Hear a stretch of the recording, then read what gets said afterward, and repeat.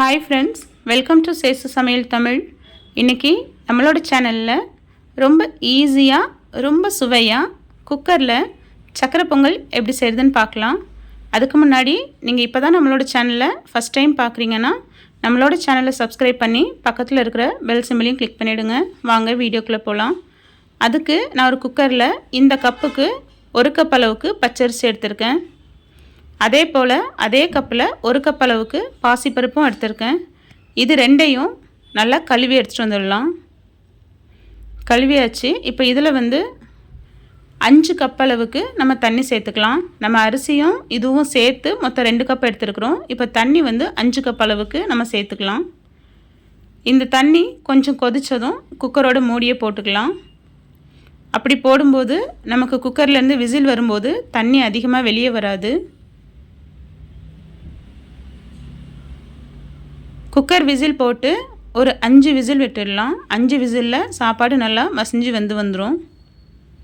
இப்போ ஒரு 5 விசில் ஆயிடுச்சு. நம்ம ப்ரெஷர் ரிலீஸ் ஆகிடுச்சான்னு செக் பண்ணிவிட்டு குக்கர் மூடியை திறந்துடலாம். சாப்பாடு நல்லா வெந்துடுச்சு. இப்போ இதை ஒரு கரண்டியை வச்சு நம்ம நல்லா மசிச்சு விட்டுக்கலாம். மசிச்சு விடும்போது எல்லாம் மிக்ஸ் ஆகி சாப்பாடு ரொம்ப டேஸ்ட்டாக இருக்கும். இப்போ ஒரு பாத்திரத்தில் 1.25 கப் அளவுக்கு நான் வெல்லம் சேர்த்துக்கிறேன்.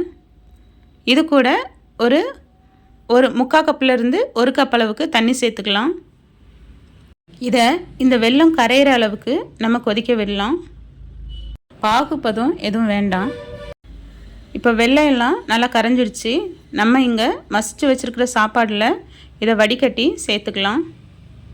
ஒருவேளை நீங்கள் வச்சுருக்கிற வெல்லத்தில் டஸ்ட்டு இல்லைன்னா நீங்கள் அப்படியே சேர்த்துக்கலாம். அப்படி பண்ணும்போது நீங்கள் அரிசி ஃபஸ்ட்டு வைக்கும்போதே 1 கப்பு தண்ணி எக்ஸ்ட்ராவாக வச்சுடுங்க. இப்போ இதை நல்லா மிக்ஸ் பண்ணி விட்டுடலாம். மிக்ஸ் பண்ணும்போது கொஞ்சம் அரிசியையும் மசிச்சு விடுற மாதிரியே பண்ணிங்கன்னா பொங்கல் நல்லா டேஸ்ட்டாக இருக்கும். இந்த டைமில் 1 கப் அளவுக்கு காய்ச்சின பாலை சேர்த்துக்கிறேன். பால் சேர்க்கும்போது பொங்கல் ரொம்ப டேஸ்ட்டாக இருக்கும். கண்டிப்பாக ட்ரை பண்ணி பாருங்கள். இதையும் நல்லா மிக்ஸ் பண்ணி விட்டுட்டு ஒரு 2-3 நிமிஷம் நல்லா கொதிக்க விடலாம். ஆனால் அப்பப்போ மிக்ஸ் பண்ணி விட்டுக்குங்க, இல்லைன்னா சாப்பாடு அடிப்பிடிக்கும். பாருங்கள், இப்போ கொஞ்சம் தண்ணி இருக்குது. நமக்கு இன்னும் கொஞ்சம் நல்லா சுண்டி வரணும். இப்போ இதில் கொஞ்சமாக சுக்கு பவுடரும் கொஞ்சமாக ஏலக்காய் தூளும் சேர்த்துக்கலாம். இது ரெண்டும் பொங்கலுக்கு நல்ல வாசனையை கொடுக்கும். இது கூட தேங்காய் பூ சேர்க்க விருப்பம் இருந்துச்சுன்னா தேங்காய் பூ சேர்த்துக்கலாம். இன்றைக்கி நான் தேங்காய் பூ சேர்க்கலை, ஆனால் சேர்த்திங்கன்னா ரொம்ப டேஸ்ட்டாக இருக்கும். இதை நல்லா மிக்ஸ் பண்ணி விட்டுடலாம்.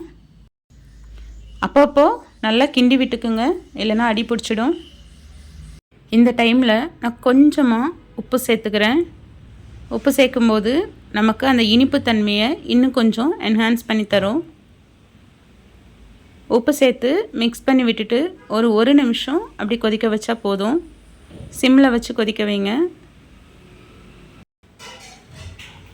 இப்போது நம்மளோட பொங்கல் ரொம்ப சூப்பராக தயாராகிடுச்சு. இந்த ஸ்டேஜ் வந்ததும் நம்ம ஸ்டவ்வை ஆஃப் பண்ணிட்டோன்னா பொங்கல் ஆறும்போது நமக்கு சரியாக இருக்கும். இப்போது ஒரு தாளிப்பு கரண்டியை அடுப்பில் வச்சு அதில் ஒரு 50 ml அளவுக்கு நெய் சேர்த்துக்கலாம்.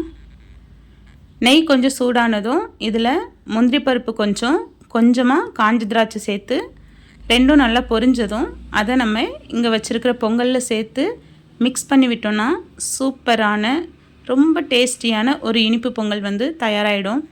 கண்டிப்பாக ட்ரை பண்ணி பாருங்கள். உங்களுக்கு இந்த ரெசிபி பிடிச்சிருந்ததுன்னா இந்த வீடியோக்கு ஒரு லைக் கொடுத்து நம்மளோட சேனலையும் சப்ஸ்கிரைப் பண்ணி சப்போர்ட் பண்ணுங்கள். தேங்க்ஸ் ஃபார் வாட்சிங்.